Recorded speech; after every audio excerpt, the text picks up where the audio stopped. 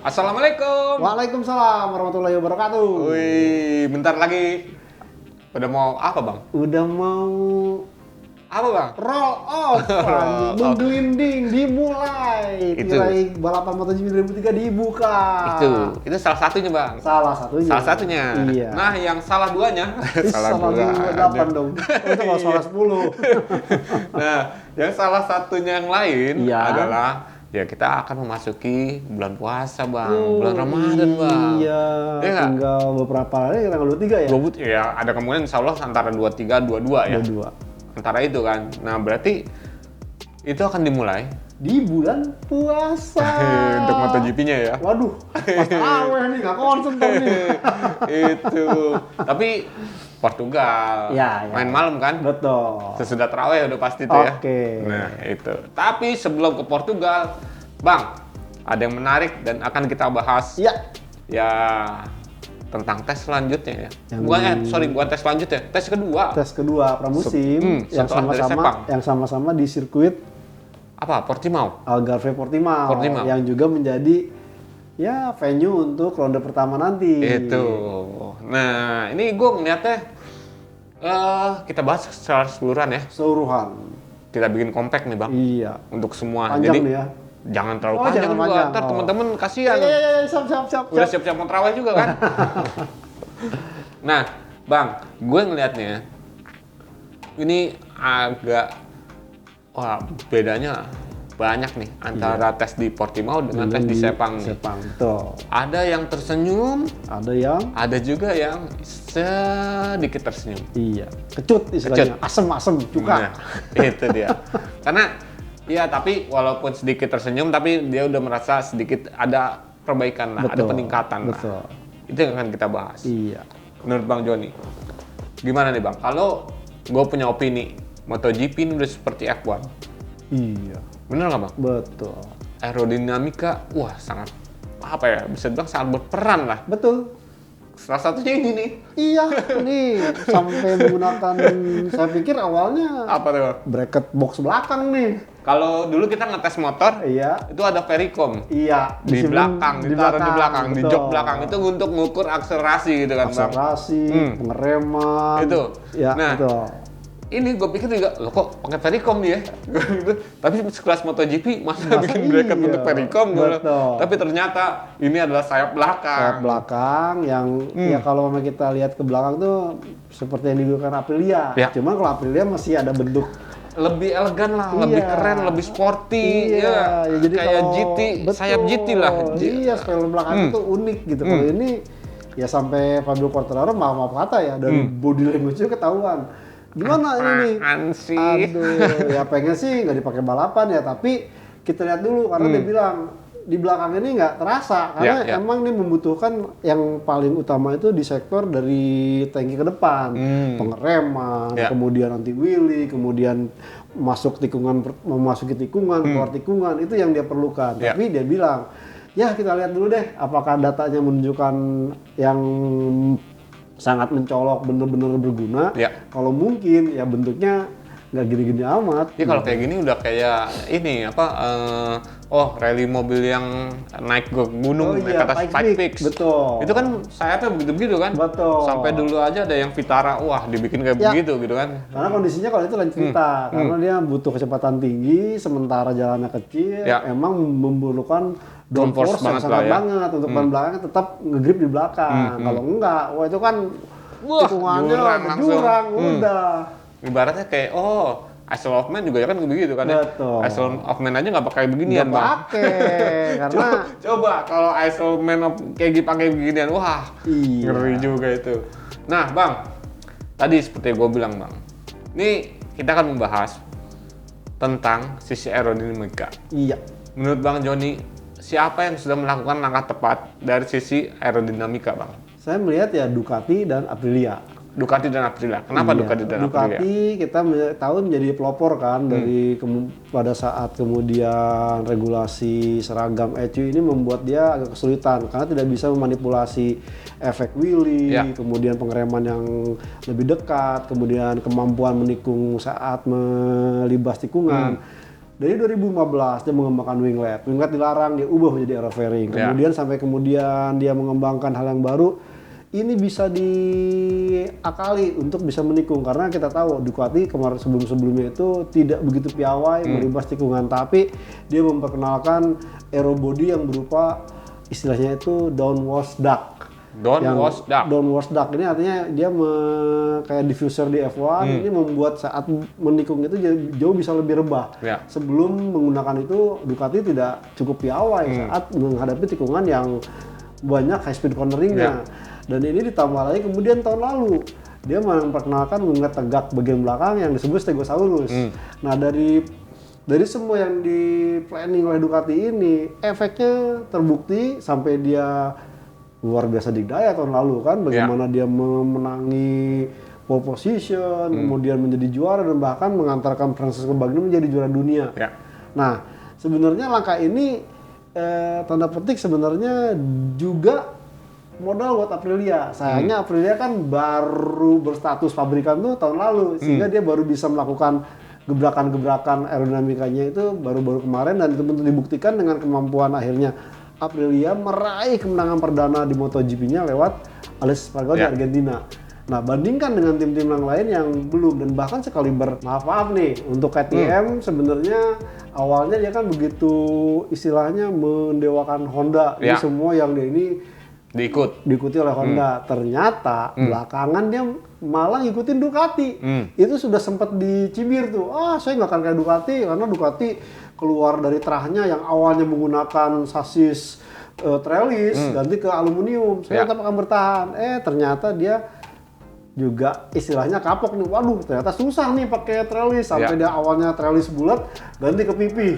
Agak fal gitu ya. Sekarang dia udah mulai menggunakan aerodinamika yang mirip dengan juga Ducati, sampai-sampai dan juga mengaplikasikan downwash duct itu. Meskipun memang dengan kondisi saat ini sepertinya dia memang lagi istilahnya perubahan besar sehingga tidak terlalu banyak dirasakan performa apiknya. Walaupun Brad Binder sempat nyolok tuh 10 besar.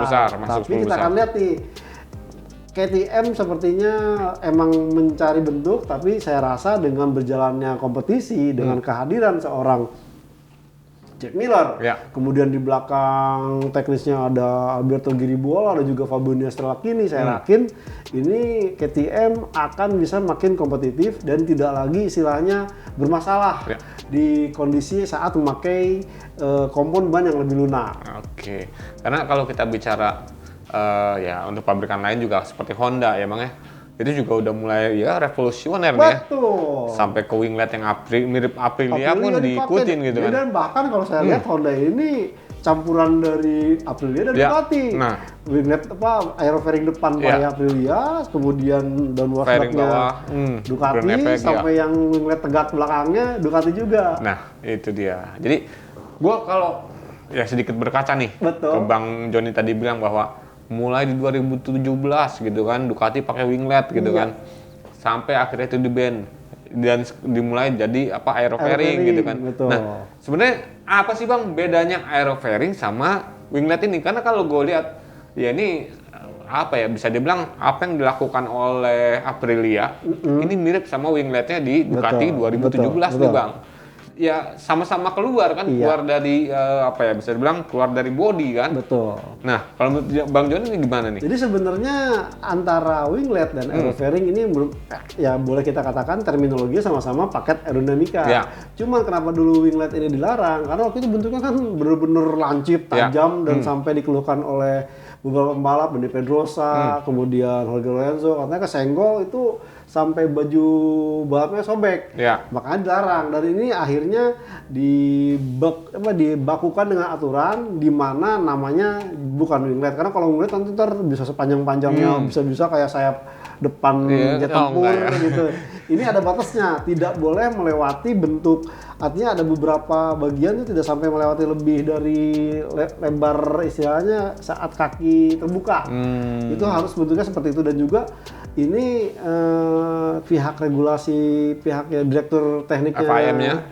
Ducati Dorna dan FIM, iya. ini pasti akan ngecek nih. Ini kayaknya kepanjangan ini tadi akan ukur, jadi udah ada kayak semacam gitu. Ya boxnya untuk mengukur gitu kan. Kalau namanya ngelewatin ini nggak boleh. Iya. Dan kemudian kenapa aerofairing? Aerofairing ini jadi benar-benar include. Jadi kalau dulu tuh si winglet itu benar-benar masih bisa dibongkar pasang. Iya. Ini benar-benar include dengan fairing yang ada, baik fairing depan maupun tutup fairing. Itu sebabnya disebut aerofairing. Nah, setelah kemudian juga ada beberapa aturan bahwa pengaplikasian aerofairing ini tidak serta-merta setiap musim itu bisa berubah. Dia harus menawarkan di satu musim itu 2 opsi. Oke. Jangan sampai ntar kalau bilang ntar malah berubah-berubah, ini malah bikin ntar ya kompetisinya juga jadi ya berat sebelah. Yeah. Nah, ini sebabnya membuat bagaimana aerofairing ini makin istilahnya menjadi solusi untuk meningkatkan performa, karena memang ya dari segi ECU sudah dikunci gitu. Artinya tidak bisa dimainkan lagi. Dari segi apa lagi? Ban sudah dikunci. Nah, di mana yang bisa dikembangkan? Ya di aerofairing ini. Itu dia. Makanya tadi gue bilang, Bang, ini lama-lama MotoGP udah kayak F1. Betul. Udah sangat mementingkan sisi aerodinamika. Betul. Ujung-ujungnya gue rasa juga kayak F1 nih. Iya. Akan ada pembatasan untuk budget riset nih kayaknya. Setuju Kayak Honda kemarin, Honda F1 Red Bull. Iya. Red Bull kan kena kan? Betul, Kena proses pembatasan iya. lebih, ya sebenarnya apa ya, bisa dibilang batas teratas dana yang harus dikeluarkan untuk riset. Budgetnya itu maksimalnya berapa, dia udah lewat. Setuju. Nah, tapi ya efeknya memang nggak ditarik gelar juara dunianya si Max Verstappen sih. Nggak berani, VMnya nggak berani karena Red Bull sponsornya gede banget. Itu. Nah, begitu juga nih MotoGP. Gua rasa ke depan juga akan kayak gitu ya, Bang. Bisa aja di budgetnya udah untuk riset cukup sekian ya, nggak boleh lebih gitu kan. Mungkin itu akan diberlakukan. Cuma kan persoalan sekarang ini Dorna dan FIM masih ingin mencari istilahnya bentuknya seperti apa. Karena dia sekarang belum mungkin ke sana, tapi dia akan lihat dulu nih. Karena dia masih akan mengenalkan sprint race. Ya. Kemudian dia masih istilahnya pengen ada kontestan tambahan. Ya minimal mungkin satelit Yamaha atau pabrikan baru. Ya. Jadi seandainya nanti mungkin dalam bentuk yang sudah istilahnya solid, tidak ada yang pergi, tidak ada yang datang, mungkin dia akan masuk ke budget cap riset si MotoGP. Gitu. Nah, gue bilang kalau nggak dibatasin sih ke depannya bakal gila ini. Betul. Siapa yang punya duit lebih untuk riset, wah udah bisa kemungkinan dia yang menang. Betul. Lihat aja Bang, Aprilia sampai swing arm aja ditempelin winglet aerofairing Bang. Iya. Terus udah gitu di samping shock breaker, forknya ada juga. itu ada begituan. Begitu juga Ducati loh. Ducati juga ada loh Bang. Yang tapi di sisi dalam ya. Di sisi dalam itu ada side pod sedikit lah gitu loh. Iya. Karena memang mau nggak mau ini istilahnya mengakali bahwa bagaimana dia kenceng, tapi bagaimana nih entar angin keluarannya ini tidak jadi keuntungan buat si pembalap di belakangnya. Itu. Ini memang istilahnya ya faktor ya mungkin nih. Jadi itu sebabnya kan kalau kita melihat silakan aja. Johan Zarco tuh yang sering kan bilang Marc Marquez buntut lu, ya gak apa-apa silakan. Ya karena Johan Zarco yakin dengan paket aerodinamika yang dia punyai, ini malah bikin merepotkan pembalap di belakangnya. Makanya Marquez pun akhirnya pilih-pilih kan. Enggak ke pembalap Ducati, pembalap yang setidaknya ya cukup kencang tapi ya paket aerodinamikanya tidak terlalu kompleks gitu. Itulah dia. Nah, Bang, itulah tadi sekilas tentang tes Portimao dengan kacamata aerodinamika. Nah, ini kita akan menjadi bahas lagi nih. Ini karena seru-seruan nih. Udah tinggal ya menghitung hari lah. Seminggu kurang harus 10 hari kurang lah ya. Menghitung hari. Krisdayanti dong. Yes. Tuan umur nih. Nah, ini Bang. Seperti yang tadi gue bilang. Ya. Ada yang yakin 100% siap untuk menjalani seri pertama, ronde pertama, tapi ada juga yang masih membutuhkan gue harus masih butuh beberapa ini untuk siap gitu kan. Nah, yang paling siap nih kita lihat dari Ducati dulu deh Bang. Iya. Menurut Bang Joni, Ducati ini setelah tes Portimao seperti apa Bang? Saya rasa ini benar-benar istilahnya motor dan tim yang akan sangat sulit dikalahkan karena kita melihat baik Ducati pabrikan motornya, baik Ducati Satelit itu cukup perkasa dan bahkan mereka semuanya udah melakukan simulasi untuk sprint race. Itu dia, Alex Marquez kenceng. Yang sempet wah nggak mungkin nih Honda aja ini ternyata kemudian ya Bezzecchi dan juga Luca Marini. Jangankan itu kalau dia di Giannantino kalau nggak kejadian crash kemudian dilarang oleh dokter mungkin dia akan bisa lebih cepat lagi. Artinya memang Ducati ini istilahnya ya Pak memang patut ditiru gitu dari dia mulai memberikan konsep kemudian dia menerapkan aplikasinya dan dia menjadi istilahnya pembalap yang pertama bersikeras menggunakan race rider sampai akhirnya sekarang pembalap menurunkan 8 motor dari semua info ini ya ketahuan nih bagaimana fine tune hanya fine tune loh tidak sampai istilahnya jor-joran melakukan uji coba barang baru tidak seperti Yamaha tidak seperti Honda dan juga tidak seperti KTM artinya ya apa yang dilakukan Ducati ini menjadi istilahnya tolak ukur buat tim-tim lain ini masih seperti ini yang pasti ini cuman Ducati aja nih istilah yang sampai bilang wah siap tempur baik menghadapi sprint race maupun main race artinya apa ya sprint race ini nanti kan hanya 20 istilahnya lebih sedikit dan poinnya juga tidak ini tapi artinya Ducati ini sangat optimistis untuk bisa meraih poin penuh di sprint race dan di main race aja total di satu race weekend mereka bisa menggayat 37 poin. Iya 37 nah sementara tim-tim yang lain wah kita lihat aja dulu ada juga yang bilang ya kalau umpamanya bisa bagus di sprint race belum tentu di main race atau ada juga ya kita akan coba strategi ini dan ini yang memang membuat ya kenapa Ducati akhirnya digadang-gadang bakal tampil lebih solid di tahun ini dan disebutkan juga mungkin akan menjadi sejarah buat Bagnaia bisa mempertahankan nomor satunya di 2 musim beruntun dan mungkin rekornya Marc Marquez sebagai pengumpul poin tertinggi bisa pecah nih Bang ya? Iya dua kali balap, ada sprint race, ada main race gitu kan? Total dia 21 race 2 kali balapan tuh. Jumlah race-nya juga serinya juga tambah 42 kan? Jadi 777 poin. Kalau ini pembalapnya nih dari ronde pertama sampai 21 menang terus nih sprint race menang. 37 poin, 21 kali weekend dikalikan 777 poin kalau ada. Itu tuh guys. Ini super racer nih. Itu jumlah poin yang bisa didapat oleh pembalap. 777 ya kayak itu MotoGP 2023 kan?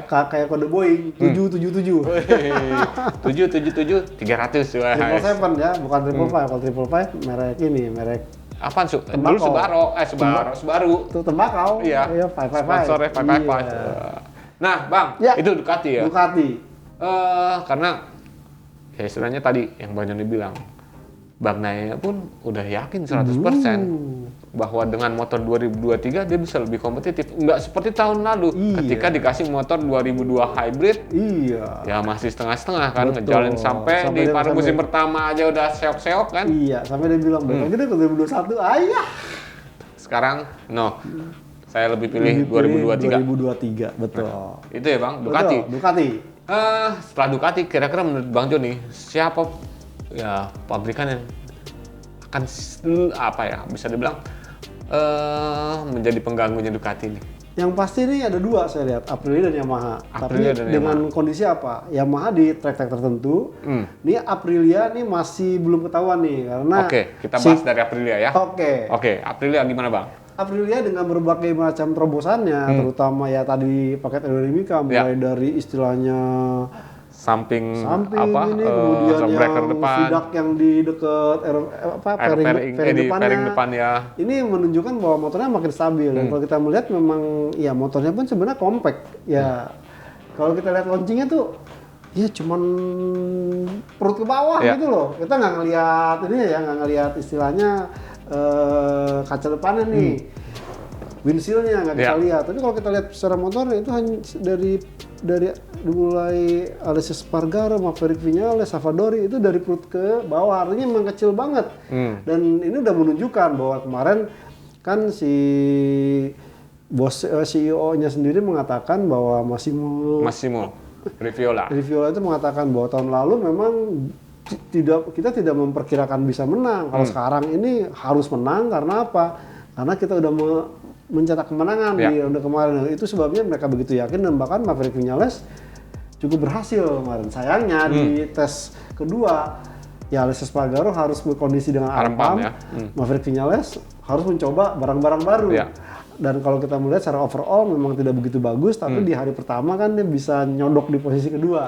Artinya Aprilia itu ada. Jadi tapi saya rasa yang menarik nih Bang, kalau dari yang tadi Bang Joni bilang bahwa dia bisa menyodok ke posisi kedua. Nah, Maverick Vinales juga kan udah melakukan simulasi sprint race Bang. Betul. Dan yang menjadi menarik bahwa catatan waktunya Maverick Vinales ini sangat kompetitif untuk di range-nya ya, range-nya sprint race gitu kan. Betul. Dan juga jangan salah bahwa sekarang Aprilia udah punya tim satelit. Itu. Informasi yang kita lihat baik Miguel Oliveira dan juga Raul Fernandez tampil cukup saya rasa cukup bagus banget. Artinya ya kalau umpamanya nantinya ya menganalogikan Aprilia ini sebagai second Ducati, ya saya rasa akan seperti itu. Itu sebabnya Aprilia bisa memberikan perlawanan yang berarti. Itulah ya Aprilia ya Bang. Karena ya itu terobosannya banyak banget lah yang udah dilakukan sama Aprilia lah. Kalau nggak menang juga kebangetan nih. Betul. Gitu. Nah Bang, setelah Aprilia, Yamaha, ini yang tadi gue bilang Bang, Quartararo udah bisa tersenyum lebar. Betul. Karena masalah yang terjadi di Sepang ini sudah bisa diatasi lah. Di tes yang Portimao. Terutama untuk pemakaian ban baru. Performanya nggak turun. Nggak seperti di Sepang. Nah, menurut Bang Joni nih ya. Kira-kira apa yang membuat akhirnya doanya Fabio Quartararo dijawab gitu loh. Ya kalau saya melihat sebenarnya bahwa komplain dia kan tahun lalu itu soal mesin, top speednya nggak ada. Terus istilahnya dipenuhin, top speednya meningkat. Cuma kemudian ada hal yang baru, bagaimana perubahan dari sektor aerodinamika sampai beberapa kali di Sepang kemarin itu cobain downwash duct lah, cobain fairing depan baru dari mulai yang moncong lele, moncong Hugh Martil, moncong kemudian yang seperti Ducati.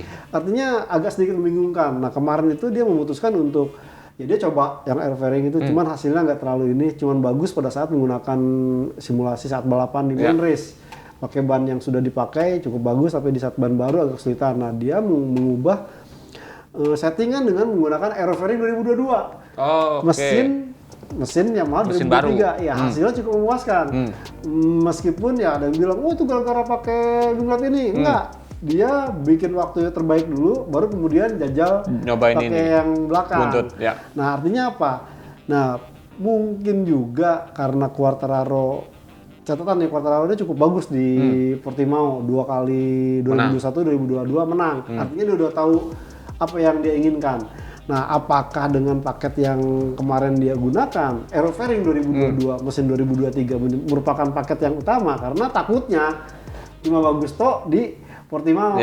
Itu sebabnya dia agak sedikit kayaknya dia masih tidak berani menjawab bahwa apa yang dia dapat di Portimao kemarin ini bisa dipakai untuk sepanjang 2023 ya. Betul. Artinya makanya kemudian kita lihat ya kita harus melihatnya dari ronde per ronde, balapan per balapan. Jadi ya hasil yang ini cukup bagus, ada perbaikan, mungkin kita akan bawa di race weekend Portugal. Race weekend berikutnya kita akan coba lagi yang lain. Karena gini, bisa dibilang ini waktunya udah tinggal beberapa hari untuk seluruh pabrikan. Betul. Ya siap-siap untuk menghomologasi nih. Itu kesalahannya. Jadi yang mana kemana nih yang homologasi itu udah jadi analogi. Wah karena cocok di sini, mungkin cocok di sirkuit mana. Jadi buru-buru nih seminggu sebelum MotoGP dimulai sudah mendaftarkan baik itu homologasi aero fairing, homologasi mesin, kemudian juga sasis. Dan kalau sudah dihomologasi udah nggak bisa macam-macam lagi, harus pakai yang sudah dihomologasi. Kayak yang kemarin motor Marc Marquez yang ada di ajang IMS. Itu kan ada yang gua kasih lihat tuh Bang. Ada nomor kode sasis, terus ada stiker homologasi dari Dorna. Itu bentuknya seperti itu. Itu yang akan menjadi acuan untuk Dorna. Ya lihat, ini melanggar nggak nih? Ini nomor sasis ini ada nggak gitu? Nah, jangan jadi bukan wah gampang nih pembalap si MotoGP tim itu paling pas setiap balapan bisa ganti-ganti. Enggak, mereka harus berdasarkan data juga dan di barcode tuh. Jadi lihat nih mana nih, tinggal di barcode. Oh ya sesuai. Kalau enggak, ya screwnya nggak bakal lolos. Betul. Itu dia. Nah, Bang, itu ya untuk Yamaha. Tapi gue ngeliatnya bahwa ini Yamaha juga apa ya? Bisa dibilang agak-agak kasihan nih, Bang. Timpang. Betul. Nih. Karena di satu sisi Quartararo-nya bagus, di sisi yang lain Franco Morbidelli-nya. Nah, apalagi ya cuma dua pembalap kan? Iya, nggak ada pembalap nggak ada tim satelit. Betul. Nah, menurut Bang Joni, kira-kira keadaan seperti ini akan kayak gimana nih? Jadi kalau kita melihat kemarin itu Portimao jangan juga dianalogikan atau dikonklusikan ini benar-benar jadi peta kekuatan. Ya. Jadi beberapa pembalap ya seperti Morbidelli, kemudian juga saya lihat Marc Marquez, kemudian KTM ini memaksimalkan Portimao itu untuk menjajal semua perangkat baru. Dan hasilnya memang tidak bisa dimaksimalkan, tapi minimal sebenarnya baik Morbidelli, saya rasa juga Marc Marquez, KTM itu udah ada pegangan nih. Oh ntar kalau umpamanya ini seperti ini. Nah nanti baru saat pada race weekend, mulai dari sesi latihan pertama mereka akan push. Jadi ya itu tadi karena ya ngapain beresiko karena efeknya apa? Saat melakukan push di awal, ini jadi saya bicara ke Fabio Di Giannantonio, dia coba push, berhasil melakukan waktu tercepat 138, dia malah crash, yang akhirnya dia harus absen. Ini jelas merugikan untuk persiapan ke depannya. Nah, ini yang tidak diinginkan oleh Morbidelli, tidak diinginkan oleh Marc Marquez, karena Morbidelli dan Marc Marquez tahu nih bahwa kalau di awal musim udah gaspol, kemudian dalam kondisi cedera, ini agak merepotkan. Dan saya rasa ini yang mungkin ya buat Franco Morbidelli dan juga Marc Marquez, bahkan ya sebut bilang ya jangan lihat hasilnya, tapi kita coba ngambil data sebanyak-banyaknya, informasi semaksimal mungkin untuk bisa mendongkrak performa motor di musim ini. Oke, ternyata itu ya Bang. Karena ya Morbidelli di Portimao bukan kaleng-kaleng. Betul. Pernah menang. Duel dengan Jack Miller. Itu. Betul. Dan akhirnya ya mungkin ya Bang, menyimpan tenaga, menyimpan data untuk di race weekend kali ya. Betul, setuju. Tapi Yamaha emang harus agak sedikit bingung nih. Betul. Apakah data yang Quartararo pegang atau Morbidelli yang gue ikutin? Ini problem cuman ada dua pembalap di satu tim pabrikan. Ini menjadi problem, betul. Nah Bang, ke Honda Bang kita Bang. Iya. Ke Honda, karena kenapa ke Honda? 4 pembalap ini bisa dibilang tampil lebih baik ketimbang di sesi Sepang, betul. Marc Marquez seolah sudah menemukan feelingnya nih, betul, terhadap RC213 yang terbaru gitu kan, betul. Dibandingkan dengan di Sepang. Iya. Kalau menurut Bang Joni, bener kan nih? Istilahnya Marc Marquez udah siap menggempur untuk di race pertama. Jadi kan kemarin kondisinya bahwa Honda ini kan kedatangan 2 pembalap baru, terus bertahan 2 pembalap lama. Ya. Nah, kemudian juga datang Ken Kawauchi yang merupakan technical manager baru yang istilahnya kan baru datang itu pada saat ya tes mau dimulai. Di Sepang. Ya, alhasil patokannya siapa? Ya makanya dia minta ke Marc Marquez. Jadi jangan dia analogikan bahwa Marc Marquez mengeluh gitu. Technical managernya baru gue jadi di push. Jangan salah. Jadi memang Ken Kawauchi ingin melihat selama ini Marc Marquez bawa motor itu seperti apa dan dibandingkan antara motor yang baru, prototip baru dengan yang prototip lama. Itu sebabnya di Portimao, di Sepang ini Marc Marquez agak berbeda. Di saat Joan Mir sudah pakai motor yang spek 2023, Marc Marquez masih gonta-ganti tuh, yang pakai fairing 2022 lah, pakai Aero Package 2023. Jadi mencari data informasi, bahkan sampai akhirnya setelah kemudian simulasi sprint race pakai yang 2023. Hasilnya tidak terlalu jelek, cuman memang dia bilang ya karena sebelumnya melakukan running untuk ngasih informasi, dia tidak terlalu istilahnya fokus untuk menjalankan simulasi sprint race. Tapi sejauh ini ya sudah mendekati ya tim rival meskipun belum dekat banget. Betul. Dan ini menjadi menarik bahwa Joan Mir-nya pun seolah-olah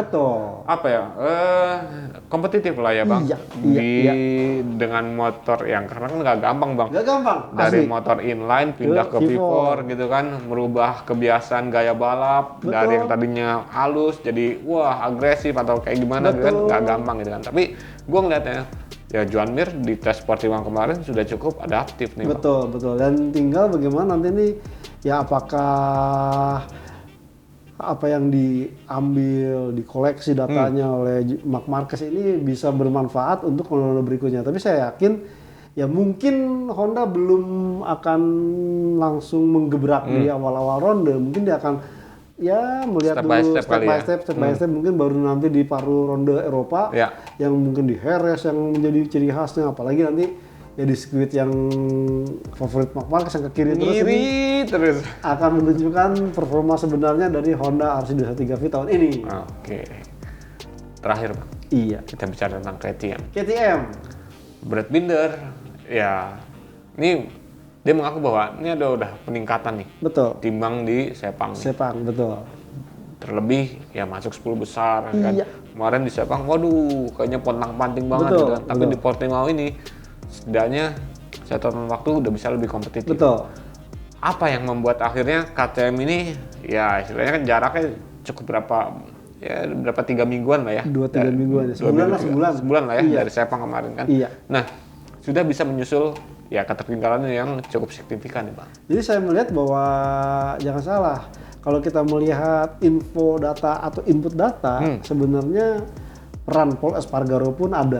Meskipun dia digas-gas ya, tapi kan motornya sama RC16. Cuman memang RC16-nya agak sedikit tahun lalu, cuman dimodif beberapa paket aerodinamikanya. Dan kemarin itu Espargaro yang memang difokuskan untuk bisa membantu Brad Binder, sementara Jack Miller ini sebenarnya difokuskan untuk bagaimana si motor AC16 bisa padu padan dengan kompon ban yang lebih lunak. Nah makanya kemarin Jack Miller kayaknya ya orang, Jack Miller jelek banget. Jangan salah, dia running sebanyak mungkin untuk mengerti karakter KTM seperti apa dengan ban yang soft dengan ban yang soft. Karena apa ya, selama ini problem dari KTM adalah pasti bermasalah dengan ban soft di kondisi dry race ya. Dia butuh ban yang lebih keras ya Bang. Sementara ya kalau keras ya baru bisa istilahnya maksimal di akhir lap. Sementara pada saat misalkan kualifikasi atau apa dengan ban soft ini kan benar-benar andalannya waktu itu Ducati bisa berposisi, time attack itu menjadi andalan. Nah itu dimulai dari situ, dan kemarin tuh Brad Binder udah mulai mengenal karakternya, dan bahkan ya motornya pun dengan paket aerodinamika yang ada sekarang bisa istilahnya dia tidak harus ya kalau kasarnya tuh kalau namanya mau nikung itu mesti ngerem, ini udah enggak, cukup tutup gas, motor KTM RC16 udah bisa istilahnya mengikuti arah kemauannya. Itu sebabnya catatan waktunya jauh bisa meningkat meskipun belum terlalu mencolok. Menarik nih KTM. Ya karena ya gimana nggak menarik, nantinya juga kan Pedrosa 2 kali turun ya. Iya, untuk wildcard ya. Betul. Wah. Terus udah gitu 3 test rider. Iya. Wah, ditambah 4 pembalap. Masa sih dengan effort yang dikeluarkan sebesar itu gitu kan? Dia nggak kaleng-kaleng. Nah itu. Makanya dia serius. Dia bilang ya target tetap menang, apapun caranya, mau susah mau enggak, itu target yang harus kita kejar. Karena ya inilah kita ada, KTM bilang seperti itu, karena dengan semua perubahan dan sampai dia bedol pembalap Ducati, bedol orang Ducati, terus bikin istilahnya dimensi atau copy paste Ducati Desmosedi, mau nggak mau dia sadar bahwa ya kita melakukan semua ini untuk meraih kemenangan. Itu dia. Dengan begitu guys, berakhirlah perbincangan kita. Udah kayak ini aja omongannya. Aduh, tapi masih seru lah Bang, bahwa ini belum tahu bahwa mana part yang akan dihomologasi untuk di race pertama. Karena kalau namanya di open bar itu kan, dia ini samain aja gitu. Makanya ini tidak istilahnya tidak jadi ya konsumsi berita atau dibuka ke publik. Ini akan menjadi masing-masing strategi juga buat tim pabrikan dan juga tim MotoGP musim ini. Makanya jangan kemana-mana guys. Karena nanti startnya tanggal 24, 25. 24, 25, 26. Saya Kabudiansyah dari Motors ID dan juga gridauto.com. Mohon pamit guys. Dan saya Joni Rono Mulia dari motorplusonline.com. Pamit. Assalamualaikum. Waalaikumsalam warahmatullahi wabarakatuh.